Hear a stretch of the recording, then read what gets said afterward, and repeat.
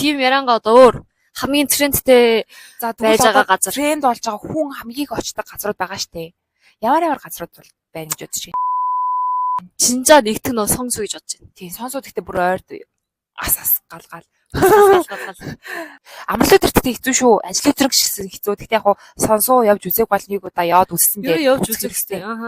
Олоод бол гэхдээ жоохон хүүхд учраас. Ягаад сонгосоо зөндөө хүмүүстэй гэвэл хамгийн ер нь бол нэг point нь бол pop-up store аим зөндөө байдаг. Тийм. Бүх брэнд, солонгосын брэнд, нэг pop-up аим зөндөө. Дүүрний K-beauty. Сүүлд би Касын юу явсан. Кас. Кас. Тийм бэр. Тийм үү?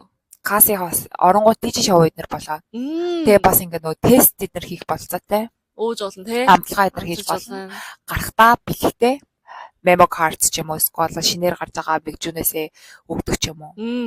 Ер нь идэх юмны талын газарт бол ингэж дуудаал хүмүүсийг дуудаал идүүлж үзээл бэлэг өгдөг. Шишиг эднэр. Хувцсны брэнд бол нээж байгаа гэд анхны өдөр нь бол амар инфлюенсернуудыг дуудаад маркетинг хийдэг. Тэрний дараа нь бол зөв хүмүүс хамаагүй оруулаад энэ хувцас өмсүүлж болдог.